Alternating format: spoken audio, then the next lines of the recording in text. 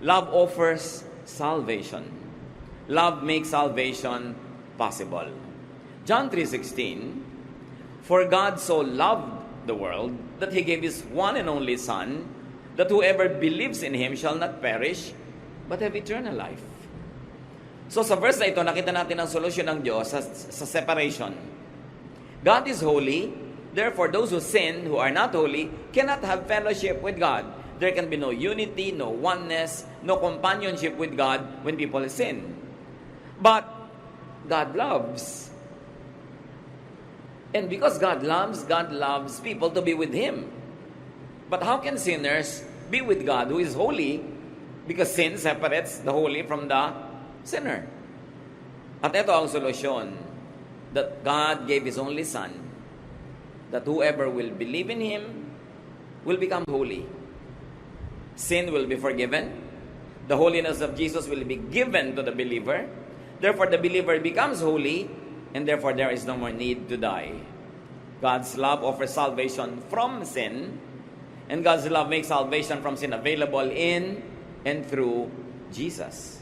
That's why Jesus is Lord of love. Magandang mapag-connect-connecta natin sa ating isip at manawaan ng lubos at malalim ang kahulugan ng lahat ng ito. Na ang tao ay mahal ng Diyos, pero hindi pwedeng makipagniig, makipag-isa ang Diyos sa makasalanan. So ang ginawa niya sa kanyang pagmamahal ay pinadala niya ang kanyang anak na si Jesus, na sa pamamagitan ni Jesus ang mananalig sa kanya ay magiging banal, therefore na-solve ang problem. People who believe in Jesus become legally holy, though actually are not. Sa totoong buhay, sa pang-araw-araw na buhay, walang banal. Kahit pa na born again ka na, kahit tumanggap ka na kay Jesus, araw-araw nagkakasala ka pa rin. Pero sa tingin ng langit, hindi ka na nagkakasala pang muli, kasi yun nga ang binayaran ni Jesus. Binayaran ni Jesus yung kasalanang nagawa na, ginagawa at gagawin pa. Ang laging takot ng iba sa teaching na yan, baka daw abusuhin ng iba. No person who truly receives the love and forgiveness of God will ever use that love as a license to deliberately live in sin. That is impossible. Kaya huwag tayong sobrang mag-alala, ma-underestimate natin ang power ng Holy Spirit to convict, at yun ding conviction ng mga tao to live a righteous life. Kaya iba ayaw nila nagtuturo ng salvation which is eternal because they're afraid that it might be abused. Huwag nating i-underestimate ang pananalig ng tao, katapatan ng tao, at ang power ng Holy Spirit to convict. Love is so wonderful that it makes us sinners holy in the eyes of God. Parang yung mga magulang, kung minsan makikita mo, sobrang mali na nga yung anak, pero naiunawaan pa niya, justify pa. Kasi yung anak ko na yan, nung maliit yan nauntog yan kaya nagkaganyan. May mga justification. Yung anak ko kasi na yan, medyo napabayaan ko nung maliit ako, hindi ko naalagaan, kaya naging ganyan. Kahit ang daming ginagawang mali ngayon, ayaw sasabihin yung anak. Tao pa tayo, at pag-ibig lang ng tao, sa anak ng tao yon. Ano pa yung pag-ibig ng Diyos? Through Jesus, that can justify sinners. At hindi naman naging libre, may bayad. Ang nagbayad ay ang anak ng Panginoong natin sa langit, si Jesus mismo. That's why that alone makes love very wonderful. Napapaganda ng pag-ibig yung hindi maganda. Napapalinis yung hindi malinis. That's why sa tingin ng Diyos, ang mga tumanggap kay Jesus ay malinis, banal. Not because we really are, but because the love of Jesus makes us holy and acceptable to God.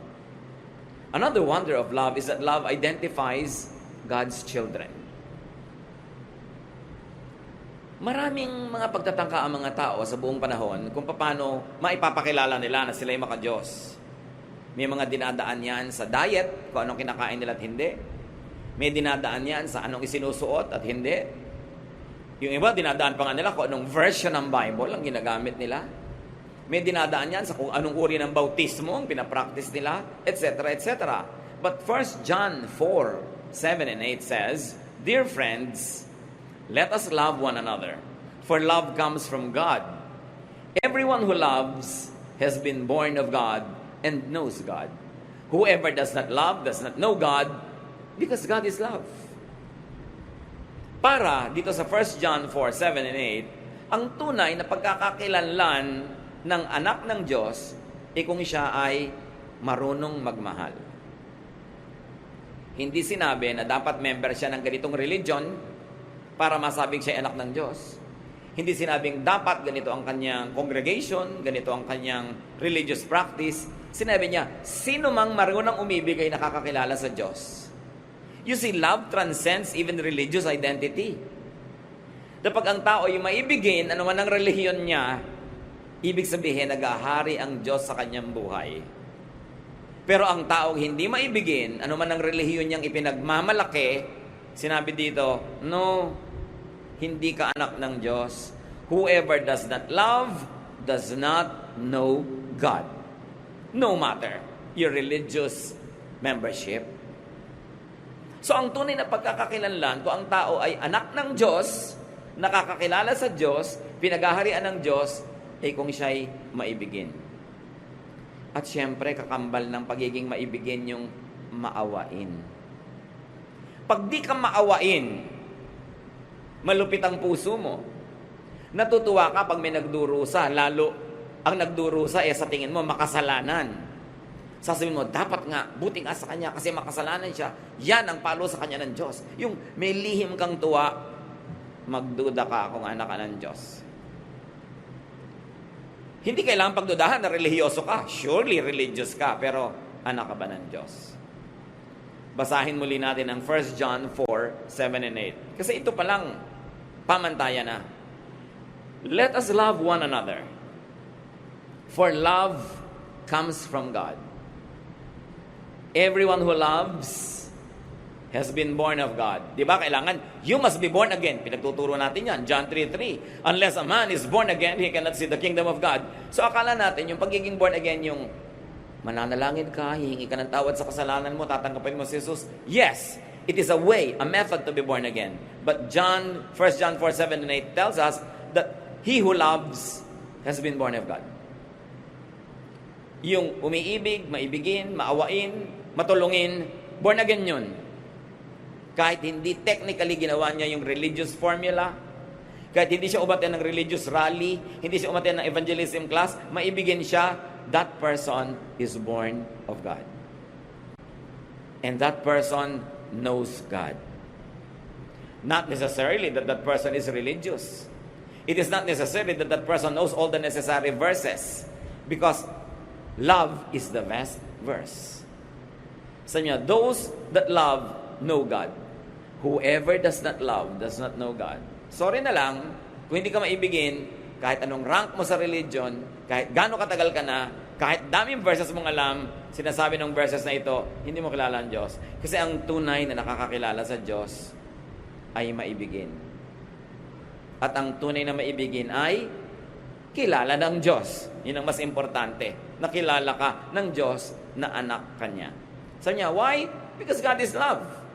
Hindi sinabing God is religion, God is diet, God is baptism. Sabi, God is love. Love also identifies Jesus' true followers. John 13:35, sabi ni Jesus, if you love each other, everyone will know that you are my disciples. Dapat pag may sabing, alam mo, nagmamahalan niya mga yan. Ay, born again nga. Ay, they really know God. Maka-Diyos nga. Follower nga ni Jesus.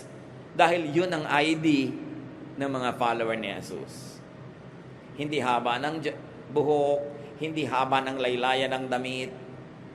Ang ID ng mga follower ni Jesus, pag-ibig. Not religious membership, not looks, not even activities. In other words, love confirms salvation. Merong mga nagtatanong, paano ko ba mapapatunayan na na-born again na nga ako? Na na-save na nga ako? Maibigin ka na ba? Yung bang dating hindi mo maibig ay natututunan mo na unti-unti, kahit unti-unti, pero dapat may asenso na namamahal. Ang pagmamahal ay hindi laging emotion. When you are committed to somebody's well-being, hindi kailangan maging emotionally involved ka sa kanya. Ibig sabihin, mahal mo siya. Dahil gusto mo yung makakabuti para sa kanya. Love shows the extent of salvation. Love shows how much one is forgiven. Love shows how much one experiences the love of God. Mas nakadama ng pag-ibig ng Diyos, mas nakakapagpadama ng pag-ibig sa kapwa. Lack of love does not mean incomplete salvation. Kasi kung minsan may mga, sabi nila, saved ako, tumanggap na ako kay Jesus, pero kulang na kulang pa rin sa pag-ibig, it could only mean the extent of incompleteness of experiencing God's love.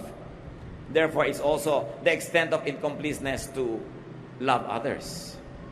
Hindi pa lang niya lubos na hinahayaan ng Espiritu ng Diyos na maghari sa kanyang buhay para siya maging maibigin.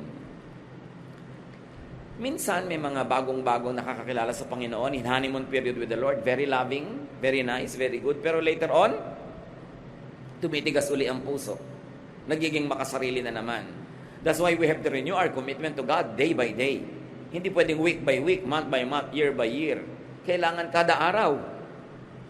Sinasariwa mo kung sino ka, ano ang relasyon mo sa Diyos. Parang naghahari sa ating buhay ay pag-ibig. Pagmamahal. Kasi ang tao nagmamahal, merong ibang ligaya, merong ibang sigla, merong ibang lakas. At itong pagmamahal natin sa Diyos, na pinakamabuting maipakita sa pamamagitan ng pagmamahal sa kapwa-tao, ito talaga ang nagbibigay sa atin ng iba yung lakas na espiritual. Kaya nga kung minsan, yung mas malinaw na galing sa makasalanang buhay, yung mas malalim ang pinaghugutan na dilim, yun ang nagiging mas maibigin sa Diyos at sa kapwa pag nakakilala na sa Panginoon. Kasi yung mga hindi masyadong obvious na nagkasala, may natitira pang self-righteousness sa kanila eh. Sasabihin na, hindi naman malaki ang naging kasalanan ko. Hindi naman ako talagang katulad ng iba dyan, ang laki-laki ng kasalanan. Ang nagiging bunga tuloy, may natitirang yabang sa katawan at hindi lubos na nagiging maibigin. Kasi iniisip, wala naman ako masyadong utang sa Diyos o utang sa humanity. Kaya yung babaeng sobrang obvious na makasalanan nung nakararap naman ng pagpapatawad ng Diyos, lalong naging obvious ang pagmamahal niya kay Jesus, undoubtedly sa kanyang kapwa. Kaya ang sabi ni Jesus sa Luke 7:47, "So I tell you that all her sins are forgiven. And that is why she has shown great love. But anyone who has been forgiven for only a little will show only a little love." Itong babae kasing ito, binasag niya ang napakamahal niyang pabango. Meron kasi mga alabaster jars nung araw na para matanggal mo yung laman na pabango sa loob, kailangan mong basagin. Wala namang roskas. Wala namang tapon na pangsara. So pag bubuksan mo na siya, ubusin mo na dahil binuksan mo na yung lalagyan. At ito ang binasag niya para ibuhos sa Panginoon yung pabango. Ang mahal-mahal, ang bango-bangong halimuyak. At nagtataka yung mga tao, sabi nila, kung talagang propeta tong Jesus na to, dapat alam niyang masamang babae itong humihipo sa kanya, iiyak-iyak dito, nagmiminisa sa kanya. At sabi ni Lord, bakit niyo tinitingnan? Kaya ganyan siyang magmahal sa akin. Sobra siyang makasalanan. Ang laki ng patawad na tinanggap niya, kaya ganoon din siya kalaki na magmahal. Eh kayo, inaakala nyo, hindi naman kayo masyadong makasalanan, kaya heto, dumating ako dito, hindi nyo ako binigyan ng tubig panghugas ng paa ko. Hindi nyo na ako binigyan kahit mumurahing pabango to anoint me. Hindi nyo ako pinapansin dito. Dahil iniisip nyo, hindi nyo naman obligasyon yon kasi hindi naman kayo makasalanan. At yun kung minsan ang disadvantage sa mga kasalanan ay tago, lihim, o hindi obvious na kasalanan, pero kasalanan pa rin, ang pakiramdam nila sa sarili nila, they are better than others. And because they feel that way, they act in a superior way, they do not serve very well, so they don't appreciate God's love as much as those who know that they have been forgiven in a big way. Kaya sabi niya, kung talagang ramdam mo na napatawad ka sa malaking paraan, malaki ka rin umibig. Malaki din ang pag-ibig mo. At nagbabasag ka ng mamahaling pabango para i-offer, hindi yung kung ano na lang, pwede na.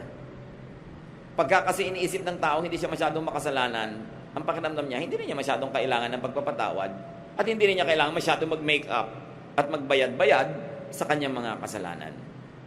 The amount of forgiveness is not determined by God's capacity or willingness to forgive, Because God loves to forgive completely.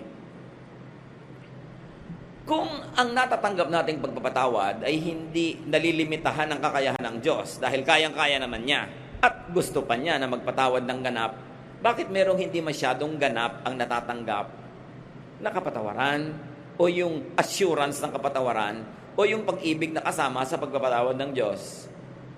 Kasi nalilimitahan ngayon ng kanyang pananalig sa sarili. The love we receive from God is not limited by God's capacity to give. It is limited by our capacity to receive. Konti ang natatanggap mo kasi maliit lang ang lalagyan na nakasahod. Pero kung malaki ang ilalagay mo doon na lalagyan, kayang-kaya pa rin punuin ng Diyos yun kasi kaya niyang punuin ang lahat. Gaano kaganap ang pagpapatawad ng Diyos sa ating kasalanan? Psalm 103 verse 12. How far has the Lord taken our sins from us? Farther than the distance from east to west. At gaano kalayo ang silangan sa kanluran o yung dulo ng silangan sa dulo ng kanluran. Whatever that means to every generation, it only means one thing. Ang layo, layo, layo, layo noon. Hindi yun pwedeng magkadikit o magkalapit.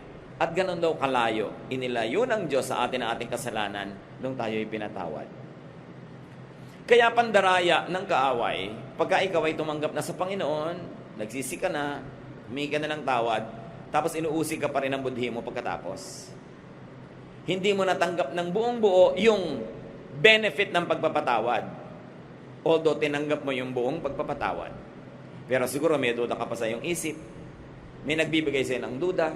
Kaya tuloy, hindi mo na-enjoy yung full benefit of your membership in God's family, though you are already a full member because you have been forgiven. Kaya ang unang pandaraya ng kaaway sa atin ay tigasan ng ating puso, takpan ng ating mata at tenga, ilayo tayong makarinig ng mensahe ng kaligtasan sa pamamagitan ni Jesus. At kung hindi napigil ng kaaway na mangyari yon, ang susunod niyang gagawin ay babawasan niya, pipigilan niya, na lubos nating maunawa anong ibig sabihin ng mapatawad. Babawasan niya ang ating peace of mind, dadagdagan niya ating guilt feelings, bibigyan tayo ng mga duda tungkol sa ating salvation, kasi kung hindi niya maaagaw yung salvation sa atin, aagawin niya yung joy of salvation. Why? Because the devil comes only to steal, kill, and destroy. Ang magagandang bagay na gusto ibigay sa atin ng Panginoon ay pipilitin ng diablong papangitin, sirain, or at least bawasan.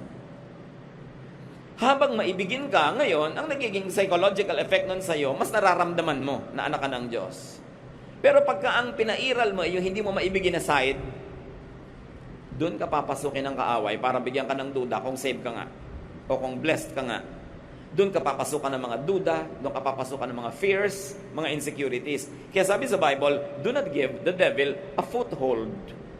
Huwag mong bigyan ng matutungtungan kahit kapraso dahil tutungtong siya doon. At kakapit. At pag hindi ka maibigin, alam niyo sa puso ng tao, merong maibigin na side at merong hindi maibigin na side.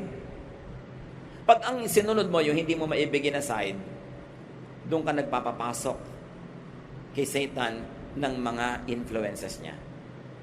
Kaya yung mga hindi maibigin, mas maraming multo sa buhay yan eh. Mas maraming fears. Mas maraming selfishness. Kahit naman sila gano'n ka-selfish, hindi pa rin sila masatisfy sa selfishness nila, palala lang ng palala. That's why do not give the devil a foothold. And one of the best ways to not give the devil a foothold is to exercise love instead of hate. To be loving instead of unloving. Kasi pwede mong pagpilian, kapatid, at any day, any moment, kung alin sa yung dalawang mukha ang hiharap mo sa tao, yung maibigin o yung hindi. But when you show them your loving face, and when you extend to them your loving arm instead of your punishing arm and hands, when you give them your love instead of your hatred, when you give them your understanding and forgiveness instead of judgment, inuubusan mo ng space si Satan sa iyong puso. Nilalakihan mo yung space for Jesus. At ang resulta nun, mararamdaman mo sa iyong personal life. Mas payapa, mas tahimik, mas nagtitiwala, mas masaya. The amount of forgiveness that we receive is determined by how much people confess and surrender to God. So, ang pinagtatapat mo, ang hinihingi mo ng tawad ay ito lang, yun lang ang mararamdaman mo na napapatawad. Kaya, dapat kompleto Magsusuko ka sa Diyos, buo. A one-half Christian is a one whole lie. It is a one whole nonsense. Kailangan buo. Kaya ang gusto ng Lord, laging buo. Sabi niya, huwag niyong asahan na kung nagdadalawang loob kayo, hati ang loob niyo. Para kayong isang dumilang na sinisiklot-siklot ng alon, kung saan kayo hipa ng hangin, doon kayo pupunta.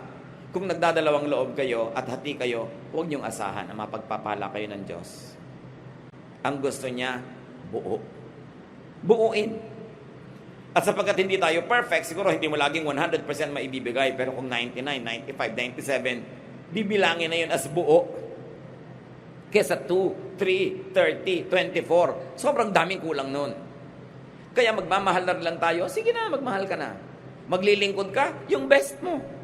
You're going to give your best. Give your alabaster jar of perfume. Hindi yung kung ano-ano lang. Kasi dapat buo. At yung buo lang ang paglapit sa Diyos, ang makakatanggap din ng buong pagpapala. Hindi kapra-kapraso, hindi punit-punit, hindi pilas-pilas, hindi kakaunti. Another wonder of love is that love erases sin. Nabubura ang kasalanan. 1 Peter 4:8. Above all, love each other deeply because love covers over a multitude of sins. The Contemporary English Version says, love wipes away many sins. But the wonder of this verse is in its Greek original, not in its English translations.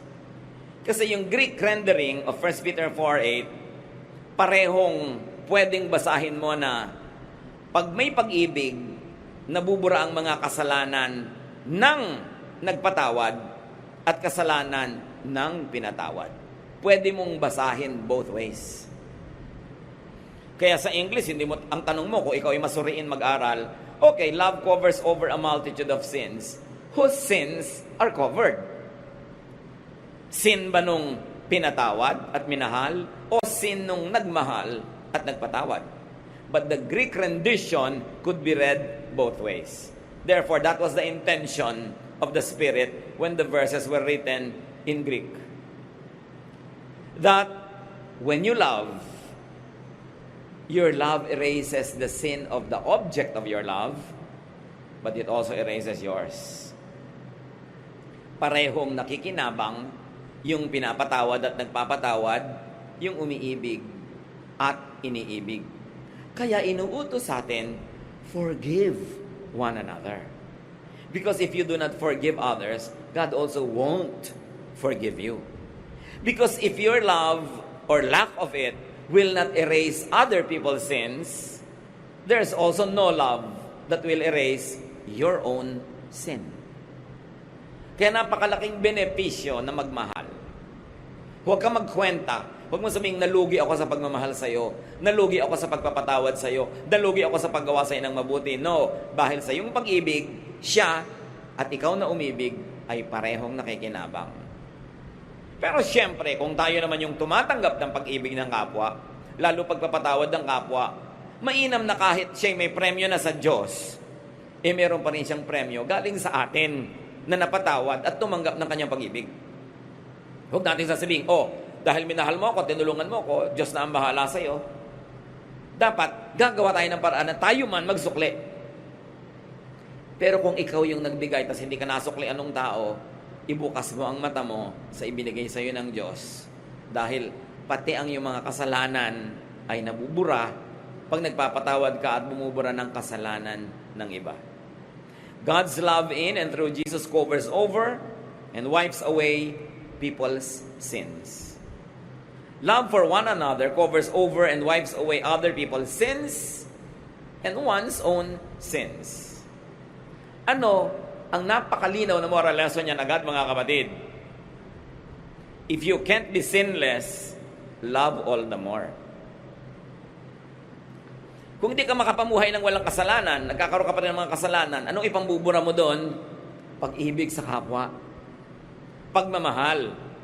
Kaya mas marami kang hindi malampasan pang kasalanan, hindi mapagtagumpayan, mas sikapin mo maging maibigin, patawad sa kapwa.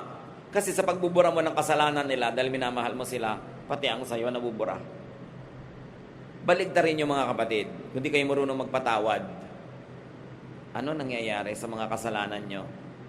Di rin napapatawad.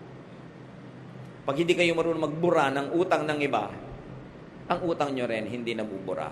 Kaya sa Matthew chapter 6, ang linaw ng sinabi sa Lord's Prayer, forgive us as we forgive those who sin against us.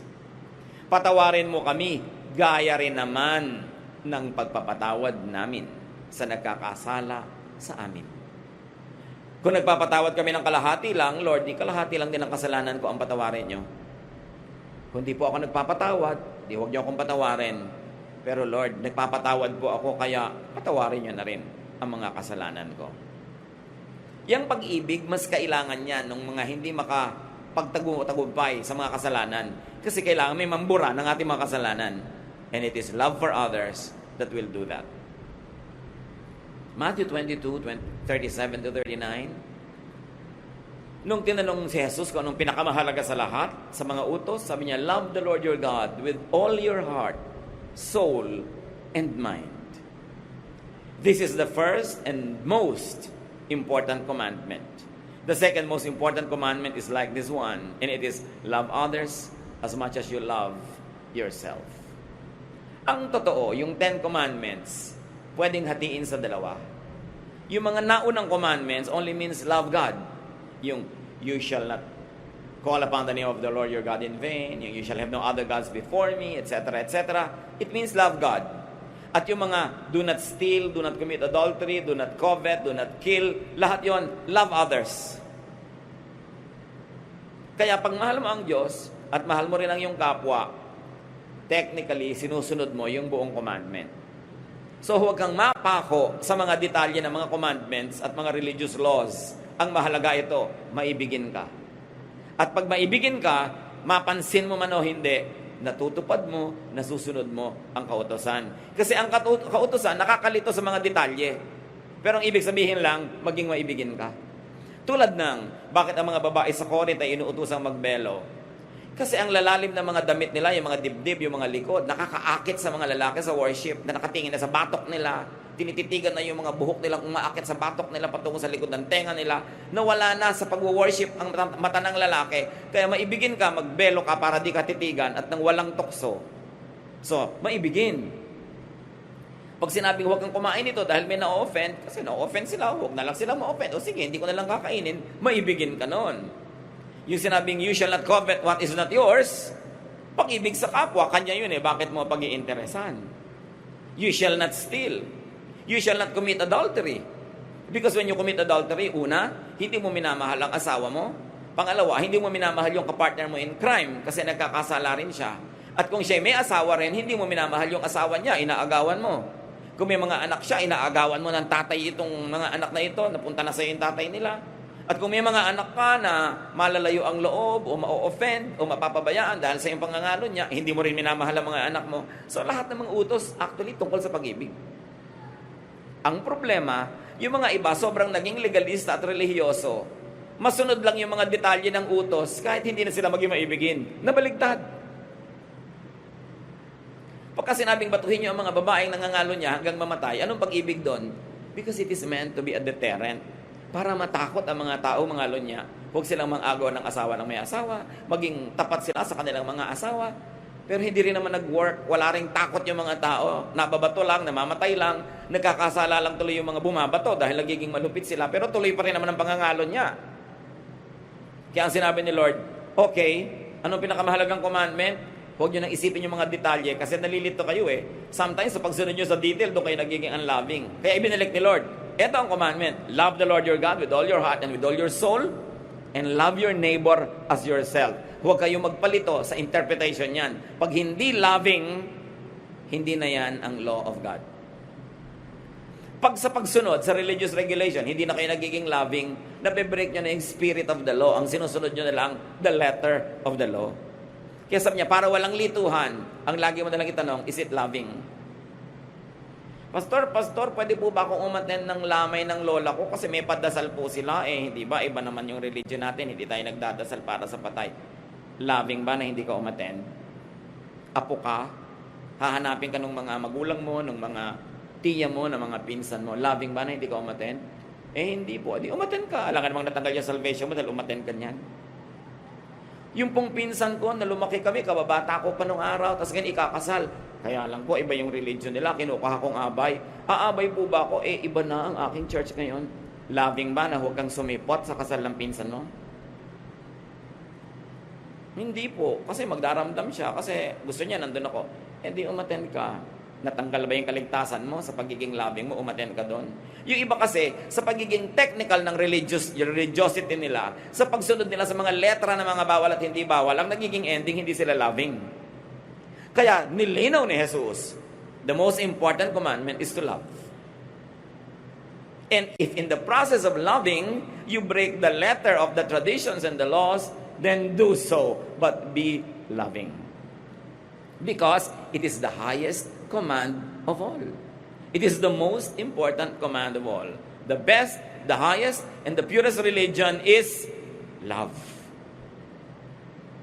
Now, no matter how religious you are, how high your religious position or office is, if you are not loving, balewala ang lahat. At si Pablo mismo, sabi niya sa 1 Corinthians 13:13, for now there are faith, hope, and love. But of these three, the greatest is love. Greater than faith? Can you imagine that? Greater than hope? And Paul says, the greatest is love. Unahin nyo ang umibig. Huwag niyong unahin maging relihiyoso. Kung ang pagiging relihiyoso, ang ending, di kayo maibigin. So learn and practice to love more. Mga kapatid, kahit gaano kahaba ng eternal life nyo, isa lang ang buhay nyo dito sa mundo. Isa lang. Minsan lang. Huwag niyong palampasin na hindi kayo nagmahal at hindi kayo minahal dahil hindi kayo kamahal-mahal. Tulungan nyo naman ang mga tao na mamahal kayo. Huwag nyo gawin ang sarili nyo na hateful. Gawin nyo ang sarili nyo attractive to the power of love. Pag-practice na magmahal. Kung pipili kayo at makakapili kayo ng magmahal at hindi magmahal, piliin nyo magmahal because God is love. Maraming pwedeng approaches. Use the loving approach. And also open up to being loved. Payagan nyo ang mga taong mahalin kayo. Kung minsan sa sobrang dala sa buhay, ayaw nang maniwala sa pag-ibig. Ayaw magmukhang nauuto, nabobola. So ayaw na lang tumanggap ng kahit anong uri ng affection. But remember, allow people to love you. May magiging fake siguro. Huwag nyo na lang masyadong payagan kung di kayo sure. Pero hayaan nyo mag-express sa mga tao ng pag-ibig sa inyo, ng pagmamahal. Alam nyo, may mga tao alokin mo, gusto mong kumain, hindi, ayoko. Yung ayaw agad, refuse agad. Usually, pride lang yun eh. Ayaw magmukhang interesado, o ayaw magmukhang patay gutom. O kaya, basta ayaw magkaroon ng utang na loob. Ayaw magmukhang may need for others. Kaya laging nagre-refuse. At yun ang sinasabi ko, open up yourself to love. Masusuri nyo naman kung ang nag-aalok sa inyo ay mahal palang sumingil later. Pwede nyong iwasan yon. Pero masusuri nyo rin yung talagang affection. Marami mga tatay, hindi nila ino-open yung sarili nila sa love and expressions of love. Bato. Yung ayaw umiyak, ayaw mag-express ng love. Buti nga ngayon may mga tatay nang nagsasabi ng I love you sa anak. One generation ago, mamatay na lang at magkamatayan. Fathers will never say that. Marami pa nga ngayon na husband hindi masabi sa wife, I love you eh. Yung ang asawa naman, parang halamang tuyot na tuyot, gusto-gustong madilig ng I love you. Lambo ba ako, daddy? Daddy, lambo ba ako? Di ba pinakasalan nga kita? Ay, thank you very much. Salamat naman, tatanawin kong utang na loob na pinakasalan mo ko, pero gaano ba kahirap sabihin sa akin, I love you. So, open up yourself to loving, to being loved, and to being more loving to others. Kasi lahat nakikinabang. Make sure lang na hindi naman fake. Maraming pagmamahal ng manugang. Maraming biyanan, ayaw tumanggap ng pagmamahal ng manugang. Yung mailap, tanggi ng tanggi. Meron din naman ganung manugang. Bakit? Ang iksi-iksi ng buhay. Tanggapin natin ang lahat ng available na love na walang masamang kapalit. At ibigay din natin ang lahat ng available na love na wala naman masama na bayad kung ibigay natin sa kapwa. Hindi kahinaan na magpakita ng pusong maibigin. In fact, it is strength to show that you are loving. To say sorry when you feel sorry. Kumisan kasi may nasasabi tayong masakit, agad-agad alam mo mali ka, right there and then sabihin mo, sorry. I'm really sorry. With every second, every minute, every hour na hindi mo sinasabi yung sorry, mas humihirap sabihin. Lalo kung isang linggo na ang lumipas, isang buwan, nagkakatigasan na. Samantalang, sorry said in the most correct time will actually not permit more damage. Yung agad pag sorry ka, kahit alam mong sorry ka, ba't di mo masabi? Bakit mahirap gumawa ng mabuti? Ba't ang dali-daling gumawa ng masama, manakit ng kapwa? Bakit? Doon natin makikita how much of God's love is at work in our hearts. Sundin ninyo ang sinasabi ng budhi. Kung ang sinasabi nito ay magpakumbaba, humingi ng tawad, tanggapin ang pagkakamali. Hindi yan weakness. Yan ay strength. Because only very strong people can say sorry. Weak people will pretend to be hard-hearted o kaya will make up another way but will never say sorry. But it really takes great courage and it takes great character to be able to do that. Open up to being loved and let people love each other. Huwag kayong mainis, mainggit pag may nagmamahalan. Mabuti nga, there are 2 less lonely people in the world. Tapos mga kontrabida ka pa pag may nagmamahalan. Alam nyo ba na may mga biyena na nabubuisit pag yung anak nila at yung manugang ay lovey-dovey? Bakit? Mabuti nga may nagmamahal sa anak nyo at may minamahal siya. Walang sa lugar yung mga magulang na nagsiselos pa. Of course, hindi romantic selos, pero parental selos. Pero wala yon sa lugar. Marami rin mga manugang nagsiselos sa biyanan. Inis na inis sa anak pag nagpupunta yung anak doon sa nanay niya. Magkaiba naman kayo ng sitwasyon ng biyanan mo, so hindi kayo dapat magselosan. Hindi kayo magkatalo. Magkaiba kayo. You are in another level. Kaya kailangan mag-mature tayo. Payagan din natin ang mga tao magmahalan. Sabi nga nung isang tula, better by far you should forget and smile than that you should remember and be sad. Yun ang pagmamahal. Mabuti nang malimutan mo ako habang malayo ka. Kesa naman naaalala mo ko malungkot ka, limutin mo na ako na masaya ka. Love, ha? Pero iba, bakit ang saya-saya mo dyan? Nakita ko sa Facebook, ang laki-laki ng tawa mo. Anong gusto mo? Malungkot ako. Ikaliligaya mong malungkot ako dahil wala ako sa feeling mo. What kind of love is that? Allow people to be happy. And allow yourself to be happy. Pero siyempre, may hangganan yung asawa mo at hindi mo asawa, magkaiba yun. Dapat hindi ka doon kumukuha ng ligaya sa hindi mo asawa. At huwag mo nang piliting paligayahin yung hindi mo naman asawa. Ang dami namang mapapaligaya, mga ulila dyan. Diba? Mga ibang mga kawawa. Pero ilagay sa lugar, mga kapatid. How much do you love your spouse? Ipagpalagay na 80 o 85%. Ganon din mo ba ina-express or less? Dapat pareho lang. Dapat nga mas mataas pa doon yung rating. Love. Be love. At tulad ng sinabi ko mga kapatid kanina, help others love you. Bawasan yung mga pangit na ugali. Gawin natin mas masaya tayong kasama, mas mabuting kasama, para madali tayong ibigin. Kasi pag hindi tayo naiibig ng iba, pati sila nagsasuffer, pati sila nalulugi. So, be lovable and love because God is love. Ama namin sa langit. Dapat alam na namin ang mga bagay na ito, pero masarap na ginugunita, inaalala, sinusuri ang mga sarili namin. Loving ba kami? Yung mga tao na right nila na tumanggap ng pag-ibig sa amin, tumatanggap pa sila, O Diyos.